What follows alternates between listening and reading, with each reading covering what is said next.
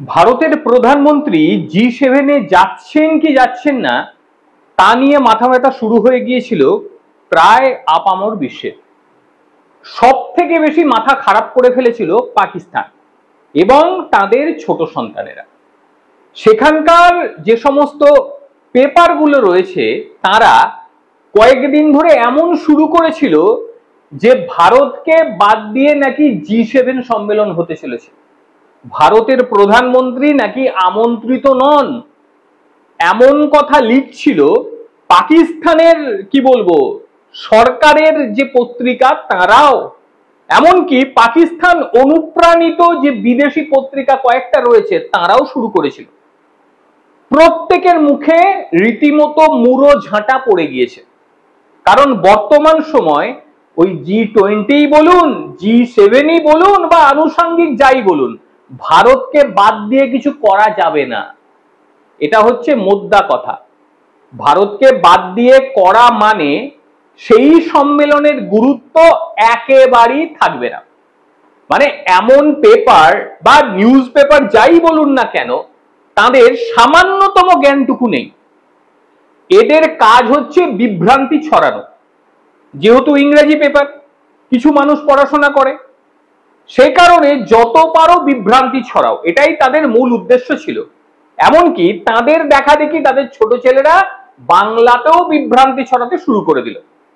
তো যাই হোক, যেটা হওয়ার হয়ে গিয়েছে, উভয়ের মুখে মুড়ো ঝাঁটা পড়ে গিয়েছে। কারণটি হলো প্রাক্তন প্রধানমন্ত্রী সেই সময় কানাডার জাস্টিন ট্রুডু, কানাডার প্রাক্তন প্রধানমন্ত্রী জাস্টিন ট্রুডুর আমলে আপনারা প্রত্যেকেই জানেন যে কানাডার সঙ্গে ভারতের সম্পর্কের একটু অবনতি হয়েছিল। এটা জানেন, কারণটি কি এটা নিয়ে আর আলোচনা করে লাভ নেই। তার তো সময়কাল শেষ হয়ে গিয়েছে। তারপরে বর্তমান সময় মার্ক কার্লিং তিনি এসেছেন সেখানকার প্রধানমন্ত্রী হিসেবে। আর এবার জি7-এর শীর্ষ সম্মেলনে প্রধানমন্ত্রী নরেন্দ্র মোদীকে তিনি ফোন করে আমন্ত্রণ জানিয়েছেন। এমনি নয়, ফোন করে নরেন্দ্র মোদীকে তিনি বলেছেন আপনাকে অনুরোধ, আপনি আসুন, যোগদান করুন। এই কথা তিনি যেমন জানিয়েছেন, প্রধানমন্ত্রী নরেন্দ্র মোদী তিনি তার এক্স হ্যান্ডেলে বিষয়টি জানিয়েছেন। আগামী 15 থেকে 17 যে জুন, সেই 17 জুন এটি অনুষ্ঠিত হতে চলেছে কানাডাতে। অধীর আগ্রহে অপেক্ষা করছিল প্রায় গোটা বিশ্ব যে কি হতে চলেছে। প্রধানমন্ত্রী নরেন্দ্র মোদী এই কয়েক বছর ধরে তারা গেস্ট হিসেবে গিয়েছে, কারণ জি7-এ আমাদের ভারতবর্ষ কিন্তু একেবারে গোষ্ঠীবদ্ধ নয়, তারা গেস্ট হিসেবে যায়। এত বছর ধরে হয়ে আসছে। কথা উঠছে যে জি7-এ একেবারে পার্মানেন্ট সদস্য ভারতকে করে নেওয়া হোক, কথা উঠছে। প্রধানমন্ত্রী নরেন্দ্র মোদী শুক্রবার তার এক্স হ্যান্ডেলে তিনি লিখেছেন যে কানাডার প্রধানমন্ত্রীর কাছ থেকে আমি ফোন পেয়েছি, দুদেশের পারস্পরিক শ্রদ্ধার দ্বারা পরিচালিত নতুন উদ্যমে আমরা কাজ করতে চাই। কানাডার প্রধানমন্ত্রীর ফোন পেয়ে তিনি খুশি এবং সাম্প্রতিক নির্বাচনে জয়ের জন্য আমাদের প্রধানমন্ত্রী কানাডার প্রধানমন্ত্রীকে শুভেচ্ছা জানিয়েছে। জি7 শীর্ষ সম্মেলনে আমন্ত্রণ পাওয়ার জন্য ধন্যবাদও জানিয়েছেন। এটা সৌজন্যতা ভারতের। এইবার যে বিষয়টি হবে, উভয় দেশের মধ্যে একটা পারস্পরিক সম্পর্ক তৈরি হবে। যেভাবে ভারত এবং কানাডার মধ্যে একটা তিক্ততা তৈরি হয়ে গিয়েছিল, সেই তিক্ততা কিন্তু অনেকটাই মেটার সম্ভাবনা। তার থেকেও যেটা বড় বিষয়, খালিস্তানি মুভমেন্ট, তারপরে নিঞ্জারকে মেরে দেওয়া, এই তার থেকেও যেটা বড় বিষয়, খালিস্তানি মুভমেন্ট, খালিস্তানিকে সে দেশের মাটিতেই নিকেশ করা, ভারতকে দোষ দেওয়া, পরে আবার প্রমাণ না দিতে পারা, এই সমস্ত কিছু তো চলছিল। এবারে প্রধানমন্ত্রী যখন সেখানে গিয়ে পৌঁছবেন, মানে আমাদের প্রধানমন্ত্রী যখন পৌঁছবেন, সেখানকার সংবাদ মাধ্যম অবশ্যই বিষয়গুলোকে নিয়ে প্রশ্ন করবে। এইবারে দেখার বিষয় ভারত কিভাবে বিষয়টি ট্যাকেল করছে। ট্যাকেল তো করবে, সেটা একেবারে দেখার মতন হবে। একদম টান টান একটা উত্তেজনা এবং একই সঙ্গে যেটা হবে সেটা হচ্ছে মার্কিন প্রেসিডেন্ট ডোনাল্ড ট্রাম্প তিনিও অবশ্যই যাবেন এবং তারও সাংবাদিক সম্মেলন হবে, ভারতেরও সাংবাদিক সম্মেলন হবে। সেখানকার সাংবাদিকরা অবশ্যই জিজ্ঞাসা করবে সিজফায়ার পাকিস্তানের সঙ্গে হলো কার কথায়, প্রধানমন্ত্রী নরেন্দ্র মোদী নাকি ডোনাল্ড ট্রাম্প? এই বিষয়টিও সামনে আসবে। ডোনাল্ড ট্রাম্প সামনাসামনি কতটা হতে পারবে সেই নিয়ে কিন্তু প্রশ্ন রয়েছে। এইবার আসি 2019 সাল থেকে পরপর G7 শীর্ষ সম্মেলনে ভারতবর্ষ যোগ দিয়ে আসছিল। এইবারই প্রথম একটা জল্পনা, আমরা উস্কাইনি, উস্কেছে এই পাকিস্তানের মতন কিছু দেশ বা যারা ভারত বিরোধী তাদের মতন কিছু দেশ। তারা একটা কথা সমাজে প্রচলন করে দেওয়ার চেষ্টা করছিল বিশ্ববাজারে যে ভারতকে এবছর হয়তো আর আমন্ত্রণ জানাবে না। কিন্তু যেটা আমি আগেই বললাম যে ভারত ছাড়া কিছু হওয়ার নয়।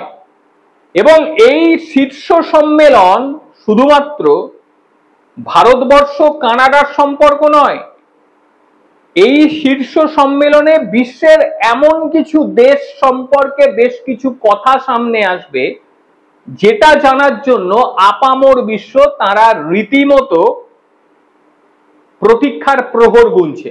কানাডার সংসদের ভেতর খালিস্তানি সন্ত্রাসী হরদীপ সিং নিঞ্জার যে নিকেশের বিষয়, যে ভারতীয় এজেন্টরা নাকি করেছে, সেই বিষয়টি তোলা হয়েছিল এবং কানাডাকে ভারতবর্ষ বলেছিল প্রমাণ দিতে পারবেন কি?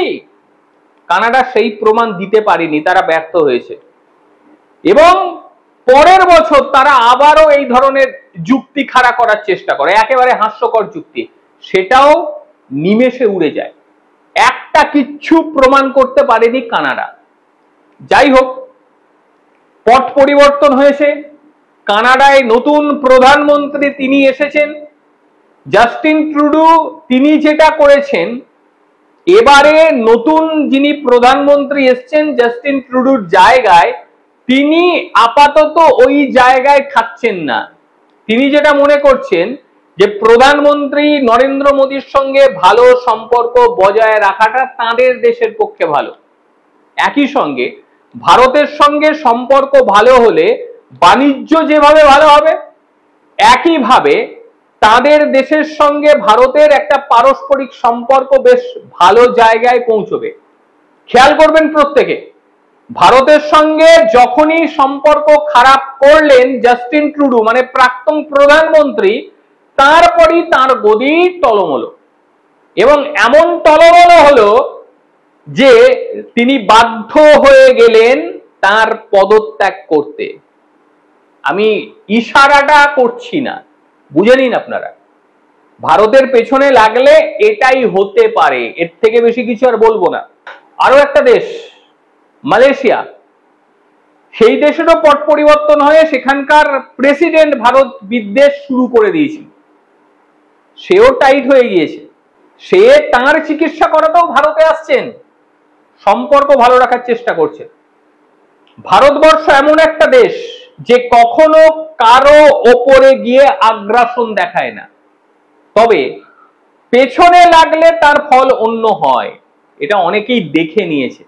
সাম্প্রতিক সময় আপনারা অনেকেই জানেন যে ডোনাল্ড ট্রাম্প তিনিও কিন্তু ভারতের পেছনে লেগেছেন এবং যে কারণে তার দেশের মধ্যে কি অবস্থান সেটা তো আপনারা প্রত্যেকেই জানেন, বর্তমান সময়টা কি হতে চলেছে। যাই হোক, G7 সম্মেলনের দিকে আমরা প্রত্যেকে তাকিয়ে রয়েছি। সেখানে ভারতবর্ষ যাচ্ছে, প্রতিনিধিত্ব করবেন প্রধানমন্ত্রী নরেন্দ্র মোদী। সেই প্রতিনিধিত্ব করার পর সাংবাদিক সম্মেলনে উঠে আসবে একাধিক বিষয়। সেই বিষয়গুলোকে কিভাবে ভারত হ্যান্ডেল করছে, কি প্রতি উত্তর ভারত দিচ্ছে, সেই দিকে আমরা প্রত্যেকে তাকিয়ে রয়েছি। আপনাদের কি মনে হয় কি কি প্রশ্ন হতে পারে, অথবা ভারতের তরফ থেকে ঠিক কি কি উত্তর দেওয়া হতে পারে, কি মনে করেন আপনারা? অবশ্যই জানাবেন। প্রত্যেকে ভালো থাকবেন, সুস্থ থাকবেন। আবার দেখা হবে অন্য কোনো দিন অন্য কোনো ভিডিওতে। ততক্ষণের জন্য নমস্কার, ভালো থাকবেন।